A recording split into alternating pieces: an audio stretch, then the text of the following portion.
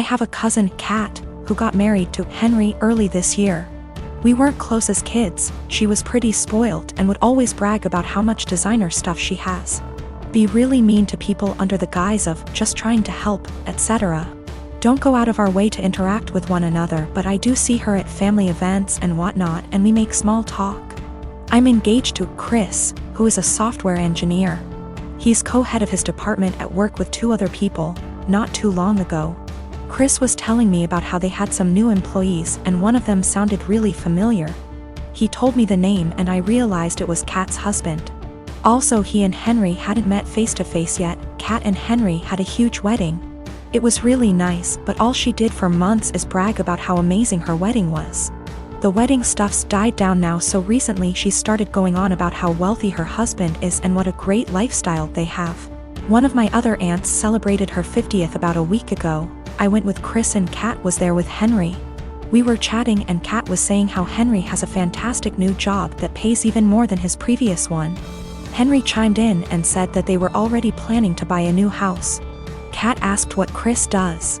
I said he was an engineer like Henry and he has a good job too, but I'll admit I left out where he works on purpose. She smiled and nodded, then said it's fine. She understands that I'm embarrassed and want to keep it quiet. So that was pretty much the end of our conversation then. When we were leaving, she pulled me aside and told me to let her and Henry know if we needed help with the wedding. Obviously I knew what she meant and it was just another dig, but I said, "Bye," and left. Literally 2 days later, I get a DM from Kat and she's furious, well, as much as one can be through text. That I didn't tell them that Chris was one of Henry's bosses. Henry was shocked to see him in the office and Chris made a comment, "Tell Kat OP and me don't need help but thanks for offering." Henry's really embarrassed and so's Kat, and she said that we made them look bad on purpose and if she knew, she'd have never made those comments. It was my duty to tell her and Henry. Chris and I had a really good laugh over this, but she sent a text out to the family group chat we have saying how she was blindsided by me. A few others said that what we did was petty and wrong. I am a 32 years old female, and I was raised Mormon, but I'm not now, nor do I follow any other religion. My mom is still very much in the cult. As such, she has the typical Mormon mindset regarding gender roles and all that bullshit. Granted, I still think she'd be this way without her religion, though maybe not as bad. We get along splendidly, except when the topic of her religion comes up, which doesn't often. She's visiting right now. I don't see her in person much, but she came down for my birthday. It's also important to note that I have 2 sons. My 5-year-old has a mohawk. My 3-year-old has shaggy, shoulder-length hair. He's never had a haircut for a multitude of reasons, none of which would even be asked if he were a girl. Not long after she got here, she started going in on his hair. This is not the first time she's given her opinion on it. Why don't I cut it? Don't I want to prevent him from being bullied? Or from people thinking he's a girl? Because he hasn't asked and I want it to be his choice. Because he acts like I'm murdering him when I brush his teeth and hair. Because he also flails around like he's having an exorcism, so imagine that with a pair of scissors. Because if someone sees long hair and assumes girl, that's on them, and a simple, he's a boy, corrects it. But mostly it's because I don't want to. She got pissed and said what she really thought, which was, well, I just don't like long hair on boys. Clearly. Yet she has no problem with my other son's mohawk. Guess that's boyish enough for her. And she said it in front of both my sons, which pissed me off. I said the first thing which came to my head, which was, if you have a problem with long hair on boys, I suggest you take it up with your Lord and Savior Jesus Christ. You can start by asking him to get a haircut. Call John the barber. Bruh. If looks could kill, I'd be in outer darkness right now. She steeped in her anger for a while but didn't say anything else. She hasn't changed her opinion, nor will she. But I don't think she wants to get roasted again either, so she won't bring it up anymore. I feel like we're both assholes. As much as I hate her religion, that was also a low blow, and I have a tendency to speak first, regret later. Though I don't necessarily regret my words, I do regret how they made her feel.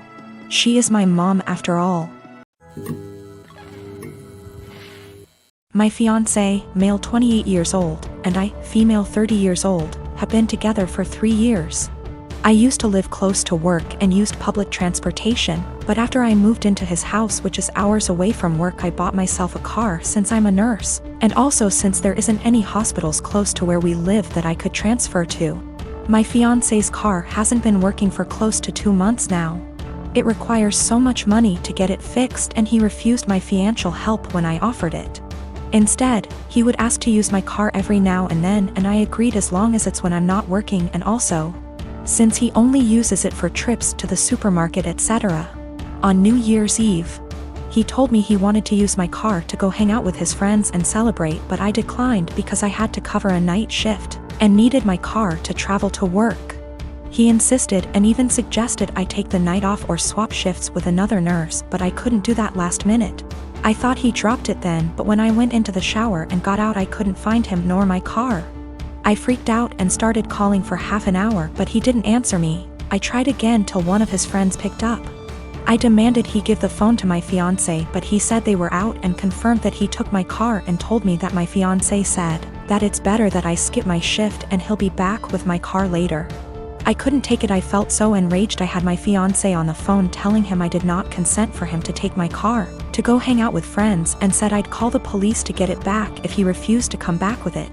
But he didn't take me seriously, so I ended up calling the police, and he and his friends were picked up at the bar where they were hanging out, then were taken to the police department. I got my car from there and still went to my shift. My fiancé was let go hours after I left, and he blew up my phone with missed calls and texts about how I was out of my mind to call the police on him and put him in this situation. I did not respond, but when I got off work the next day we got into an argument, and he said he couldn't believe I'd do this to him, but I told him he made me do this, to which he responded that I was petty and callous because not only did I ruin his New Year's celebration, but all his friends aren't speaking to him after I put them in this situation as well, and he then kept giving me silence about it. I did consider this a form of theft, especially since he went behind my back after getting a no from me. But he was shocked that I'd even imply that he was a thief and said what's yours is mine and vice versa, so I shouldn't be using the terms theft and stealing.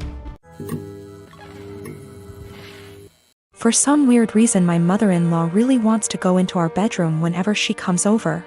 On one occasion I followed her as she went upstairs. I was going to get something for my child as the bedrooms are upstairs, and she walked past the bathroom on the main floor and up the stairs behind it. She didn't hear me, and I caught her walking straight into my room and rifling through bills on my dresser. She denied snooping, even though I'd just watched her do it, and said she was just going to use our bathroom because she couldn't find the other ones. She walked right past the one on the main floor and another one in the upstairs hallway to go into our bedroom. Since that happened, I installed an exterior doorknob that requires a key on our bedroom door and one on the door to our office / spare bedroom. However, she's still always forgetting where the bathroom is and trying the bedroom and office door. This really ticks me off. My husband says that I just get annoyed at this because everything she does drives me crazy, and since we've put locks on the rooms we don't want her in, there isn't really a problem anymore. Well, over the holidays we had my in-laws over for dinner, and before they came I was searching for the bedroom keys. We hadn't used them in a while since we only lock the doors when mother-in-law comes over. My husband told me we didn't need to lock the doors since she wouldn't try to get into the rooms, and I insisted that she would because she loves to snoop. We went back and forth and decided to cover the doorknobs in superfine glitter to see if she tried them.